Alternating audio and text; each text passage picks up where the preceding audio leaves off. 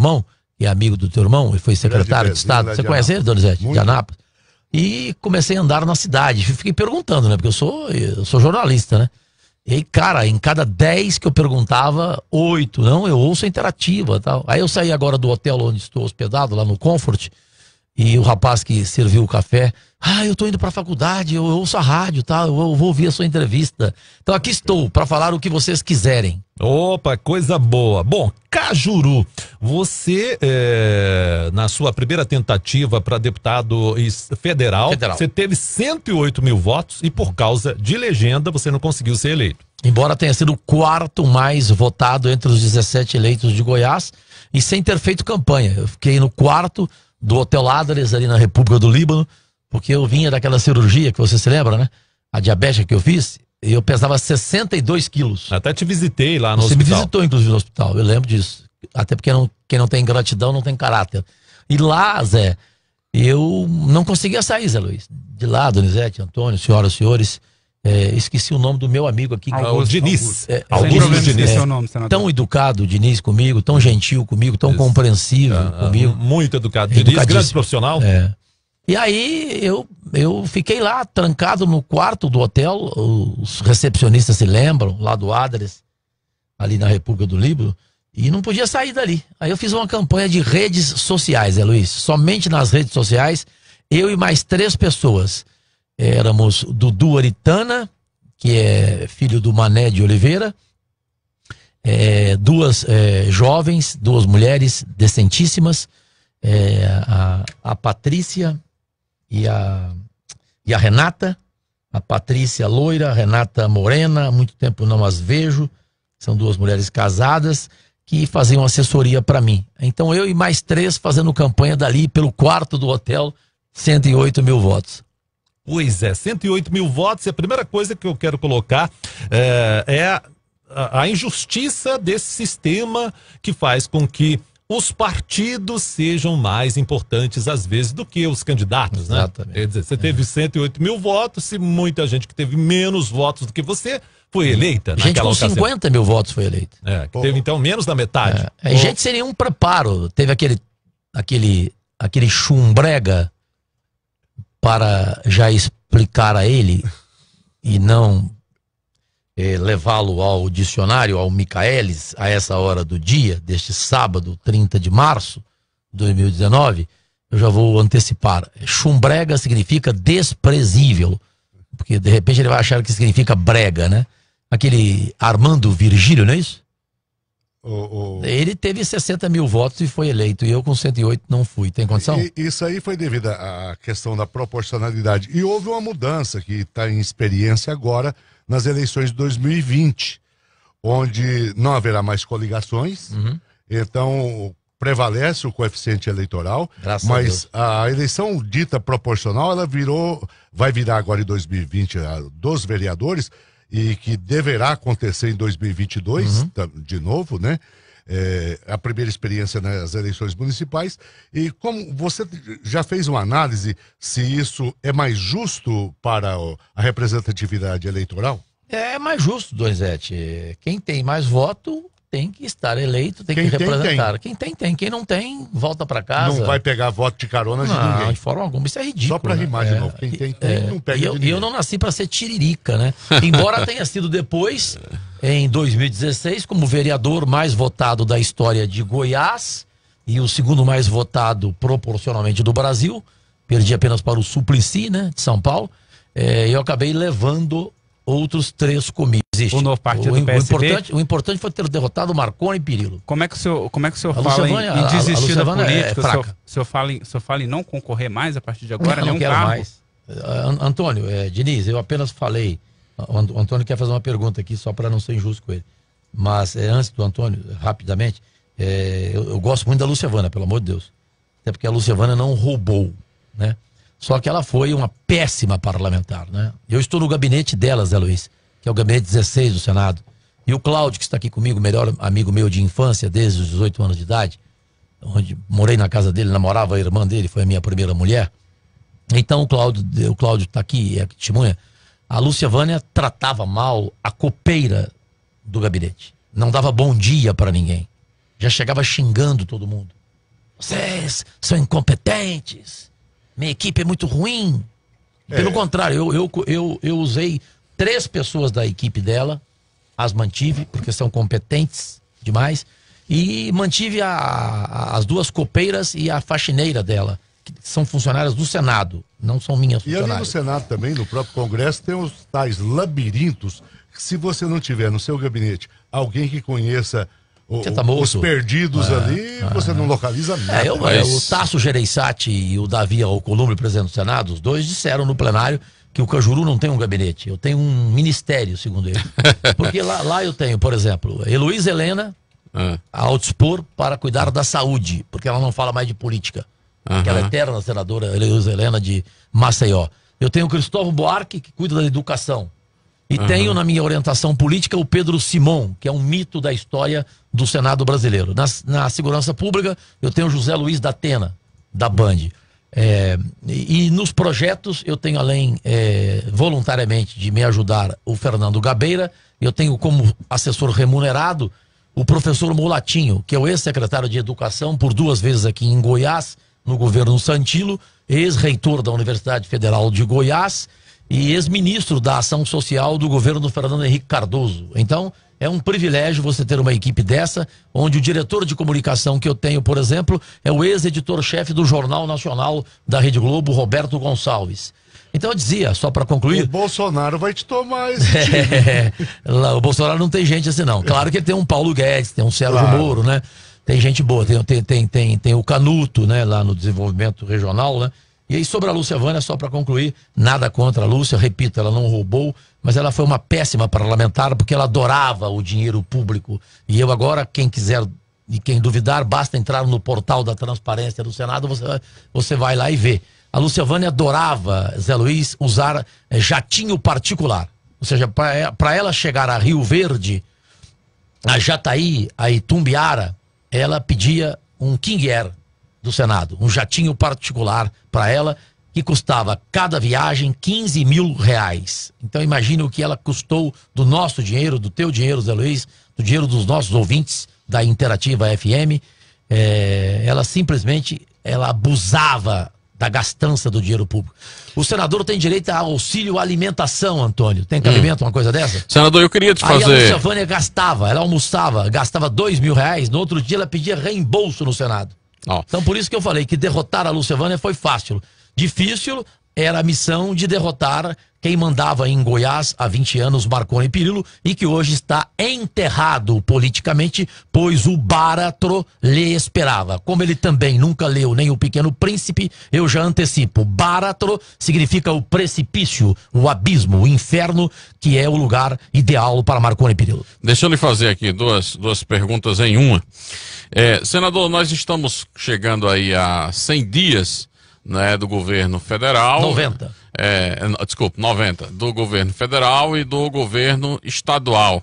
O senhor está lá em Brasília, mas todas as semanas, aqui em Goiânia, conversando com seus eleitores, ouvintes, telespectadores das redes sociais, enfim. Só 51 milhões de acessos Queria lhe perguntar o seguinte, qual é a sua avaliação nestes quase 100 dias de governo estadual e federal? Ambos, lamentavelmente, escuros ainda. Aqui em Goiás, com uma diferença. Ronaldo Caiado, meu amigo e irmão há 35 anos, a quem lhe devo uma eterna gratidão por ter salvo minha vida como diabético e também em um momento na residência do locutor esportivo que o Zé Luiz conhece bem, Edson Rodrigues, conhecido narrador aqui de Goiás. Inclusive já foi homenageado hoje, aqui mais cedo, hoje, aqui no programa. Fala. A lembrança, memória. Porque assim, me perguntaram aqui, tava falando da minha infância e tal, que meu pai tinha uma chácara do lado da Vila Olímpica. Isso. Me perguntaram quem era uma proeminência do rádio esportivo aqui naquela época. Eu falei, Edson Rodrigues, né? Na década de 70 já era um dos principais, talvez o melhor, né? Até hoje é o melhor, né? Um dos melhores do Brasil. E tá nativo até hoje, né? Ontem eu estive com ele na casa dele, com a Leila, com os filhos. Eu sou muito amigo, estive com ele, com o Evandro Gomes, com o Mané de Oliveira, com o Charlinho, conversando e tal. porque vem aí a Rádio K. A Rádio K está voltando. Se Deus quiser, a Rádio K volta agora em maio. A Rádio K do Brasil, que fez história no esporte, você se lembra disso, né? E eu estou muito feliz com essa notícia. E o Edson se lembra muito bem, até porque é um pipoqueiro, e ontem o Mané e eu estávamos gozando ele, brincando com ele.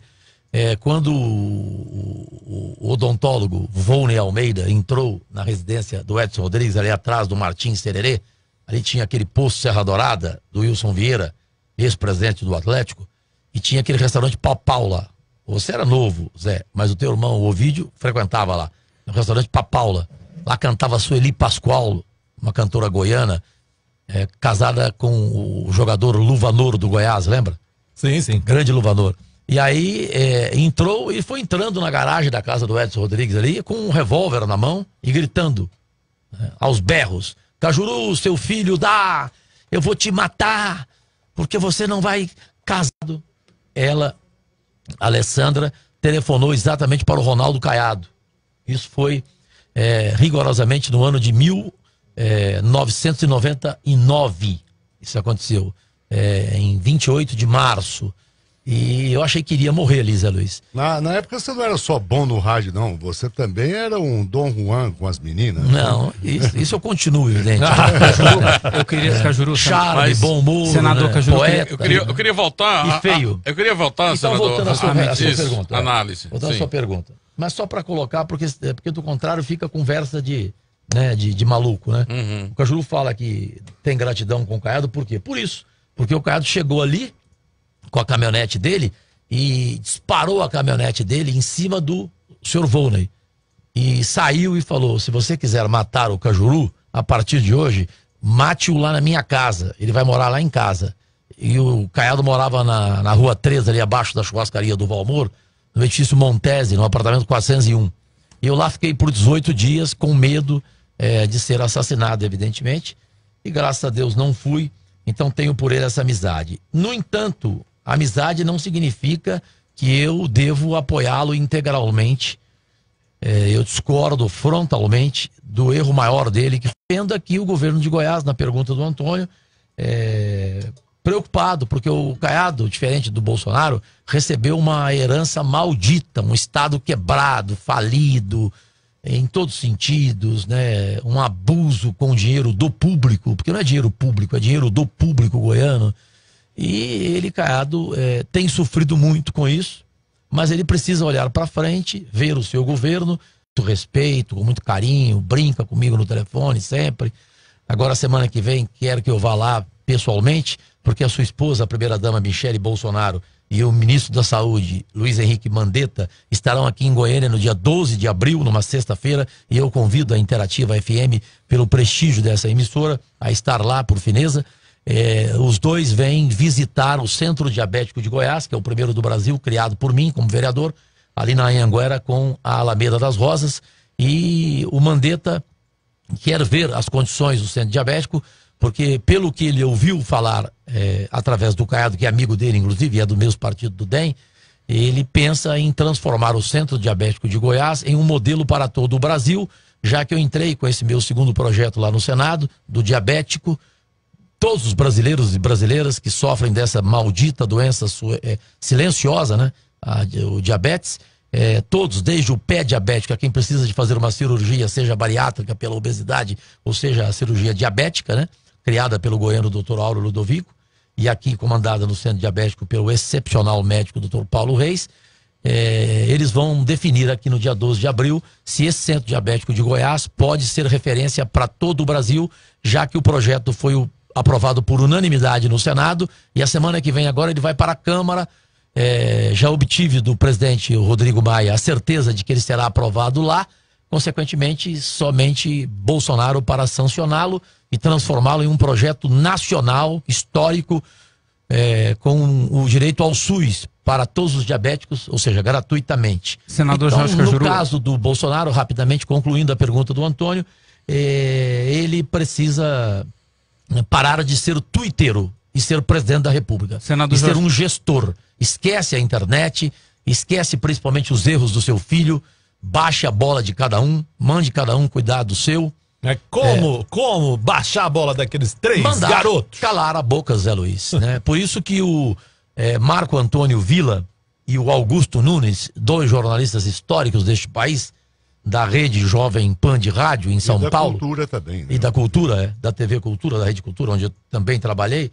Eles perguntaram para mim: Cajuru, se você amanhã chegar à presidência da República, senhor, porque o senhor tem falado muita besteira, uma atrás da outra. Só agentar o que ele fala sem acionar o cérebro? Sim, ele tem que primeiro acionar o cérebro e não a boca. Porque quando ele aciona a boca, é só bobagem que sai.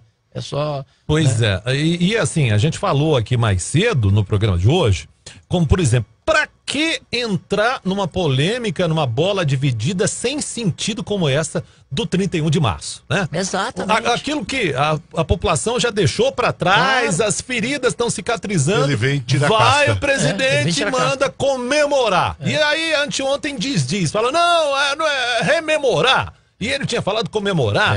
Então, isso no momento em que o governo deveria estar focado na reforma da Previdência, né? Que é a sua prioridade. Reformas, né? E a principal, a política, primeira, a reforma de Estado. E a primeira, colocada como prioritária da Previdência, fica perdendo tempo com isso, se desgastando, você não concorda? Concordo, Zé Luiz, você foi absolutamente, além de brasileiro, preparadíssimo, como é jornalisticamente falando. Não tem cabimento, Donizete, um presidente da República ficar dando entrevista toda hora. E essa semana ele ficou com o Datena, meu irmão, meu pai, ficou quase uma hora falando com ele. E a cada vez que ele fala, ele só se desgasta e só perde uma popularidade que lhe era privilegiada e que hoje já não é mais a mesma das eleições, né? E tendo um Paulo Guedes preparadíssimo, ministro da Economia, meu amigo, inclusive, sou amigo principalmente de familiares dele, da cunhada dele, do concunhado dele, da Cláudia e do Nazareno. Eu gosto muito do Paulo, gosto muito do Sérgio Moro. Sérgio Moro, que é também cara, meu preparadíssimo, amigo, né? Semana que vem agora eu vou estar com ele, inclusive tem audiência com ele, na quinta-feira, 4h30 da tarde. Gosto muito do Sérgio. Então, deixa a equipe trabalhar, deixa o pessoal trabalhar, manda a filharada calar a boca e fica quieto, presidente, vai trabalhar. Senador, a gente nota o seguinte, cada vez que o presidente fala uma coisa, causa um impacto danado na economia. Essa semana mesmo, o dólar chegou quase a bater os R$4 no dia. Nos dias das tensões. E o desemprego aumentou, né? Exatamente, o desemprego aumentando e a economia entra em convulsão toda vez que ele ou um dos meninos fala alguma coisa. Isso é preocupante. É preocupante, e especialmente em relação a ele e até o próprio ministro Paulo Guedes, que eu acabei de elogiar, Zé Luiz, essa semana também foi de um besteirol abismal.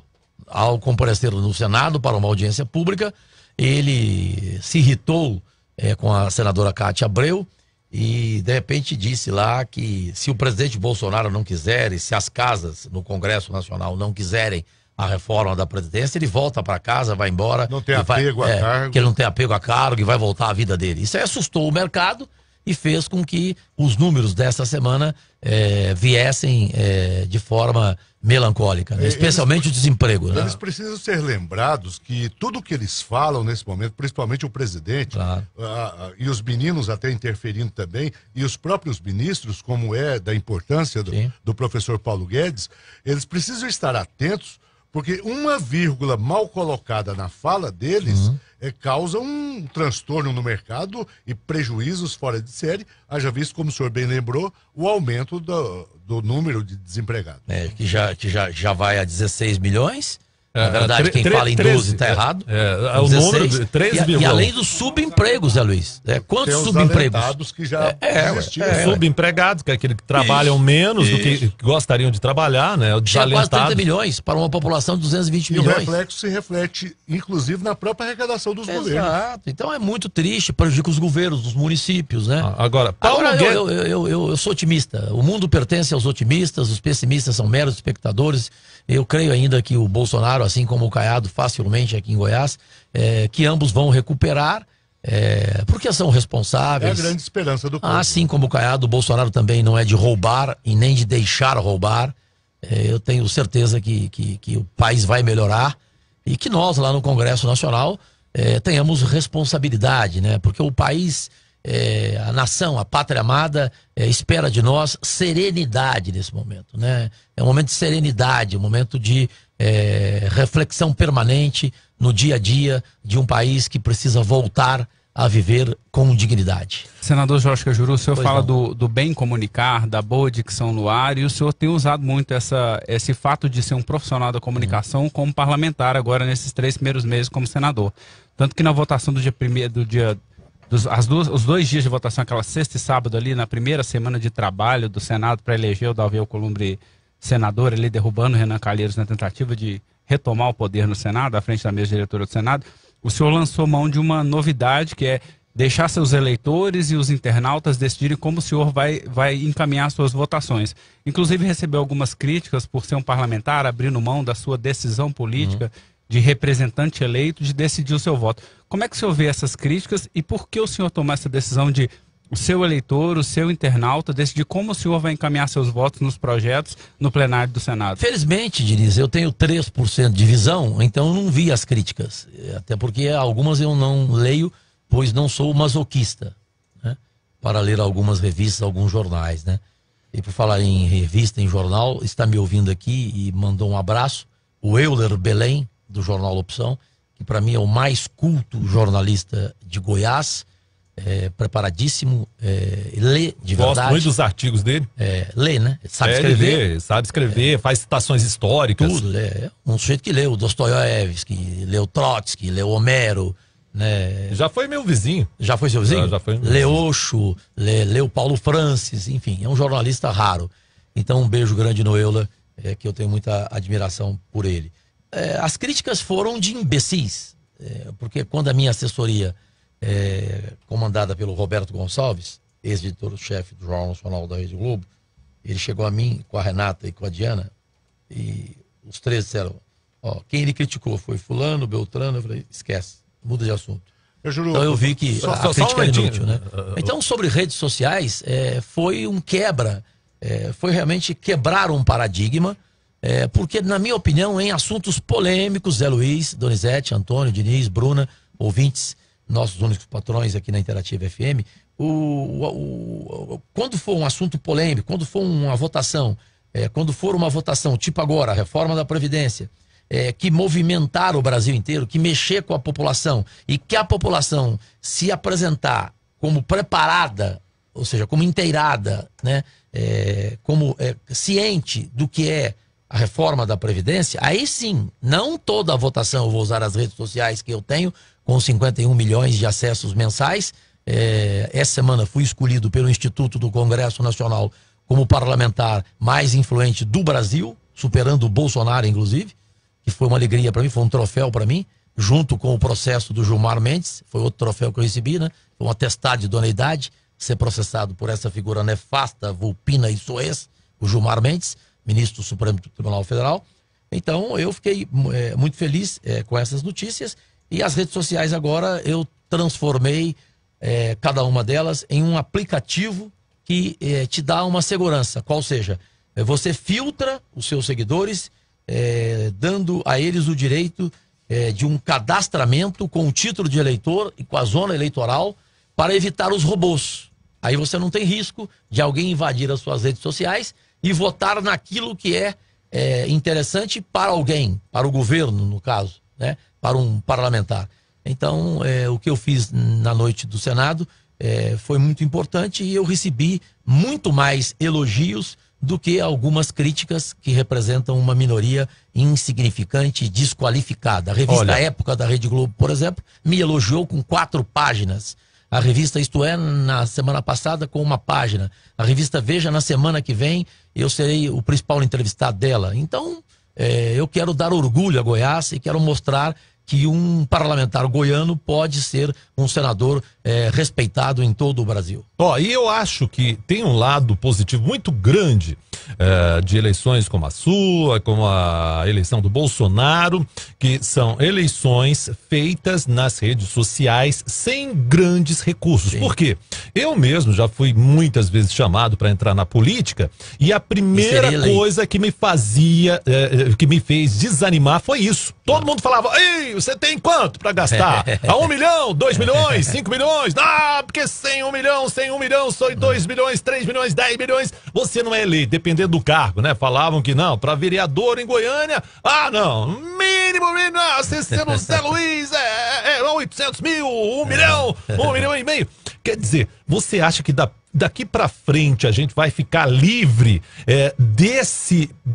dessa faca no pescoço de falar para o político que ele só é eleito se ele tiver um caminhão de dinheiro? E esse é um dos grandes problemas que causam corrupção, porque grande parte da corrupção no Brasil é para alimentar essas campanhas milionárias. Zé Luiz, eu lamento te informar, eu não posso mentir, quem mente também rouba, né? É difícil acreditar nessa sua observação, que seria valiosa daqui para frente, se ela correspondesse, como dizia e cantava o Cazuza, né? Suas ideias não correspondem aos fatos, né? Então, isso é triste dizer. Eu não vejo lá na frente solução. O Caixa 2 vai continuar. Aqui em Goiás teve Caixa 2, você sabe disso. No Brasil inteiro teve Caixa 2, né? E eu fico feliz, porque o meu primeiro suplente, o Bezinho, que eu falava agora mesmo, lá de Anápolis, que o Donizete conhece, o Bezinho falou assim: você vai gastar no máximo 220 mil reais, 230. Eu falei: você tá louco? Ele falou: não, fica tranquilo, eu vou tomar conta da sua campanha e você não vai gastar mais do que isso. E vai trabalhar, vai viajar. Eu fazia viagens de ônibus, vocês se lembram? Fiz 18 viagens de ônibus e no mais eu viajava de carro em cidades próximas, juntamente com o Caiado, no caminhão dele, na carreata dele, né? Então foi uma campanha tranquila. Tem medo de avião? Medo de avião? Não, porque avião não existe almoço de graça, né? Quem me emprestasse um avião, Não, mas tô dizendo avião de carreira. Não, esse avião de carreira pra quê? Em Goiás? Sim, não, em Goiás não tem jeito, né? Sim. Por exemplo, eu sou o único senador do Brasil que não gasta uma passagem aérea. Você pode entrar agora aí na internet, a Bruna aí pode entrar. Entra aí, Bruna, no portal de transparência do Senado.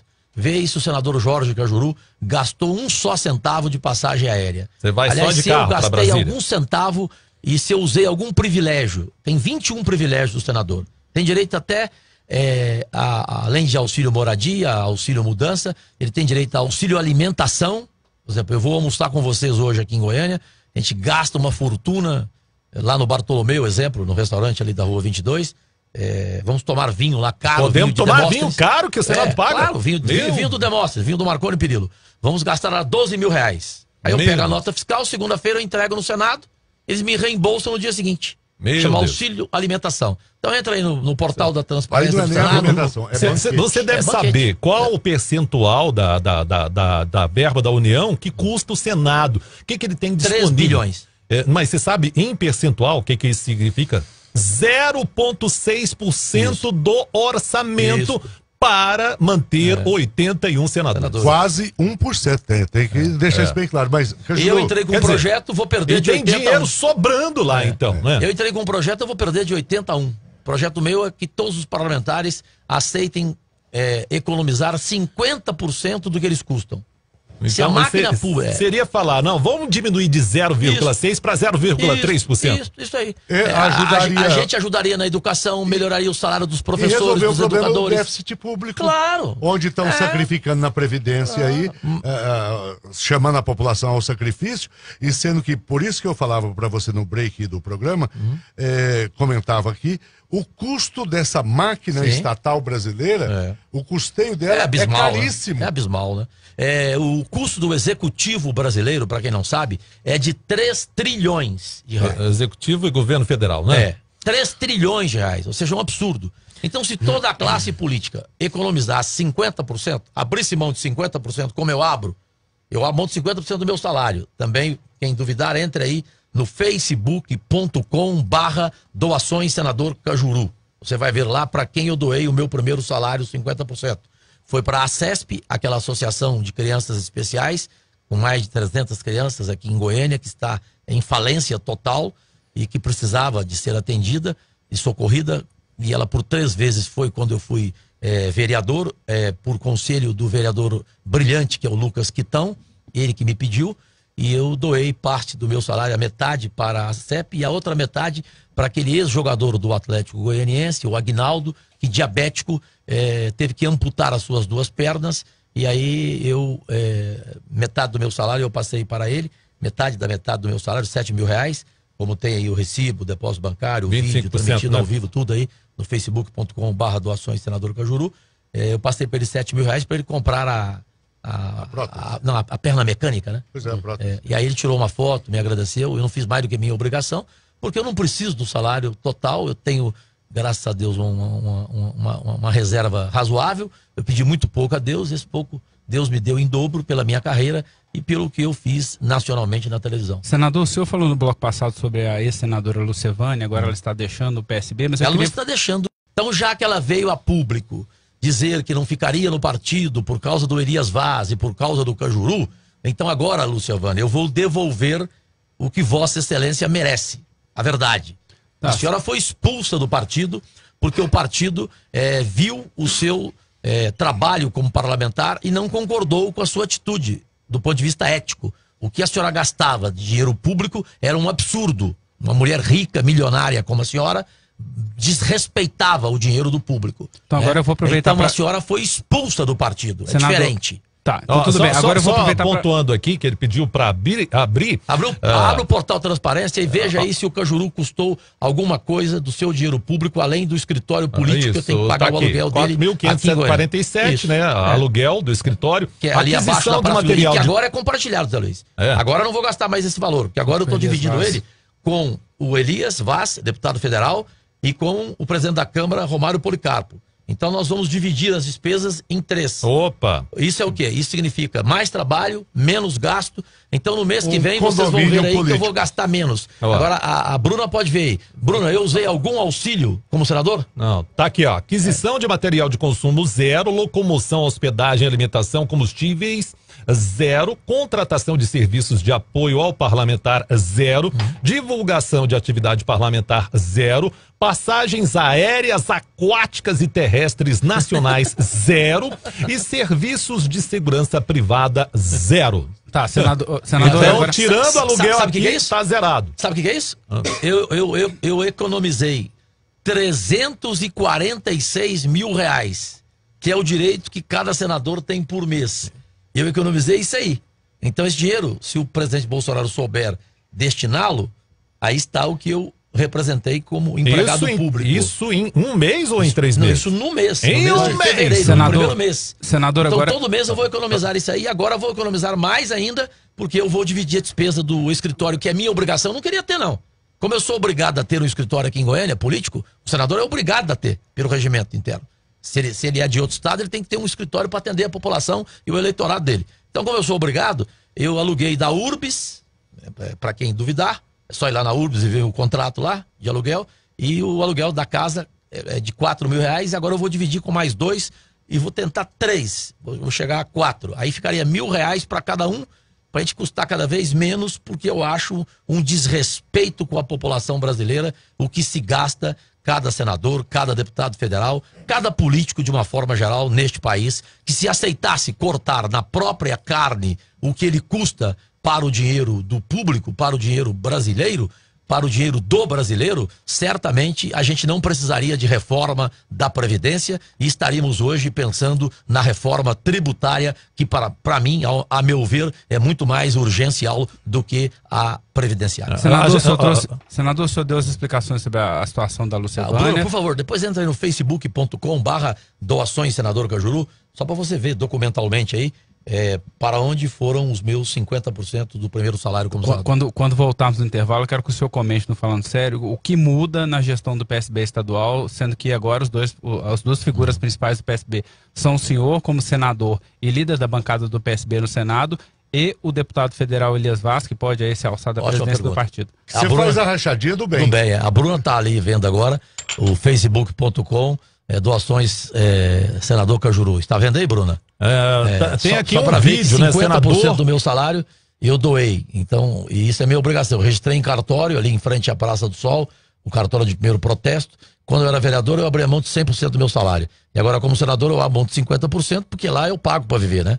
Ou seja, eu não aceito carro oficial, não aceito gasolina, não aceito motorista, não aceito segurança, não aceito morar na casa de senador. A casa de senador, a sala dele parece uma quadra de futebol, o tamanho que ela é. É casa ou apartamento? São 300 metros. O Cláudio conheceu lá.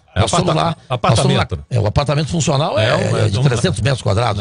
São aqueles apartamentos antigos de Brasília, imensos, né? Isso, e com 4 suítes. E devem ser reformados de 2 em 2 anos, sim, né? Com 6 empregados ao seu dispor. E eu não aceitei nada disso. Então, eu preciso pagar para viver, né? Então, eu só aceito 50% que é para eu viver. Sobreviver o quê? Senador, vou aproveitar que o senhor vai responder a minha pergunta sobre o PSB goiano, né? Do protagonismo do senhor como líder da bancada do PSB no Senado e o deputado federal Elias Vaz sendo alçado aí a presidente do partido. Queria saber como é que fica a situação, se muda o direcionamento ideológico e político do partido com o senhor Elias Vaz à frente. E queria aproveitar para tirar essa dúvida com relação à doação do salário. Sim. A Justiça Eleitoral, o senhor já consultou a Justiça Eleitoral? Isso não pode ser caracterizado como compra de votos? Não, de forma alguma.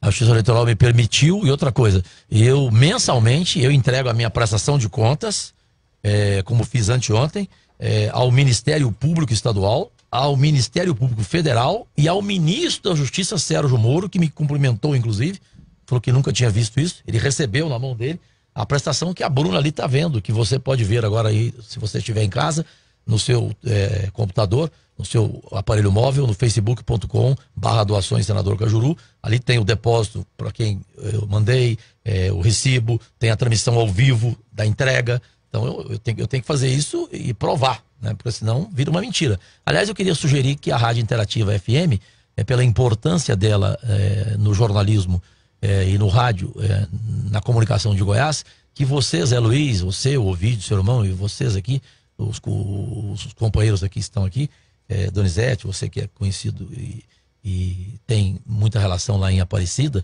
me sugiram o segundo salário meu. A metade do meu segundo salário eu vou destinar à instituição seríssima São Cotolengo, em Trindade, e agora eu estou em dúvida na segunda, não sei.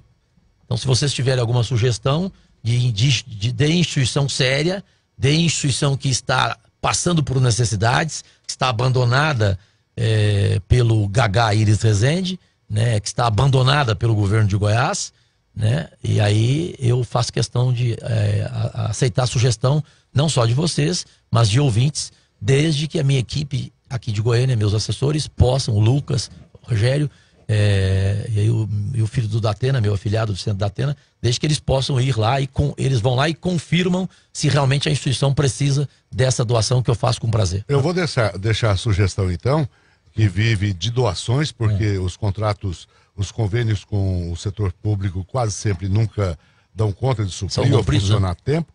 O Cevan. Goiás, que está... O Cevan da minha amiga Cecília. Reconhecido como aí. vereador, eu fiz 3 doações para ela. Exatamente. E quando ela estava fechando, eu fui lá e passei 30 mil reais para ela, 3 salários como vereador, porque ela estava fechando o Cevan, que é as notícias tristes da violência contra a mulher em Goiás, principalmente, nos revolta a nós, homens... cidadãos goianos. Cajuru, agora eu vou te pedir para responder a pergunta sobre o Cevan é uma instituição tão linda que a condução do PSB. O Cevan recebe crianças, meninas, Zé Luiz, de 11 anos de idade, que são estupradas por familiares e que vêm para Goiânia, que são recebidas lá no Cevan. Portanto, o Cevan é de uma importância impressionante. Olha, e só concluindo, eu consegui uma verba de 1 milhão como senador. É a primeira vez na história do Brasil que um senador consegue, de outro estado, do senador Teomário Mota, que é de Roraima, ele abriu mão de 1 milhão da verba dele e doamos para o Hospital Araújo Jorge do Câncer, o Hospital do Câncer Araújo Jorge, para o presidente Cláudio Cabral. No último domingo, o senador Teomário Mota esteve visitando o hospital, porque um sobrinho dele de Roraima veio aqui para ser salvo em Goiânia, no Hospital Araújo Jorge. Então, o Hospital Araújo Jorge, ele não atende só goianos, ele atende brasileiros. E eu consegui uma verba, uma emenda de 1 milhão de reais para o Hospital Araújo Jorge, além de 42 municípios de Goiás que eu já atendi em menos de 2 meses de mandato. Também, como disse no plenário o senador Paulo Paim, do PT do Rio Grande do Sul, ele nunca tinha visto na história do Senado, ele lá está há 32 anos, ele falou, nunca vi na história do Senado um senador conseguir verbas, recursos, em menos de 2 meses de mandato, para 42 municípios. Graças a Deus, é minha obrigação, é meu dever. Uma grande notícia aos professores e aos jovens, às crianças, alunos do ensino médio. Eu consegui, por 30 assinaturas, a aprovação no Senado, vai para a Câmara agora, certamente será aprovado, um projeto histórico, uma PEC minha. Essa semana eu entrei, sou o único senador goiano e o único do Brasil, em menos de 2 meses, com 29 projetos de lei. 29. O senador goiano que tem mais, tem 3. Eu tenho 29. Só para comparar, porque houve um engano do Jornal O Popular domingo passado nessa informação. Basta você entrar na consultoria do Senado e você ver quantos projetos tem cada senador goiano. Eu lá estou com 29 dos 268 que eu tenho prontos e feitos por mim e pela minha equipe voluntária de assessores, que são Pedro Simon na política, Cristóvão Buarque na educação, Heloísa Helena na saúde, professor Molatinho nos projetos e Fernando Gabeira. Então, graças a Deus, estamos com esses projetos. E ontem um da educação lindíssimo, Zé Luiz, que vale a pena dizer, porque pararia agora em 2020 a atenção, né, a destinação de verbas federais para o ensino médio. E a gente conseguiu, com esse projeto, mantê-lo a partir de 2021. Vai atender a mais de 60 milhões de crianças em todo o Brasil. E aqui em Goiás, esse meu projeto vai atender a mais de 600 mil crianças do ensino médio da rede pública. Não só as crianças, como os professores também. A gente vai conseguir, e o presidente Bolsonaro certamente vai sancionar esse meu projeto de educação, que é um projeto histórico, assim como o projeto de diabetes. Bom, para finalizar então a pergunta, só dá tempo agora para a resposta da pergunta do Diniz, já são 8 horas.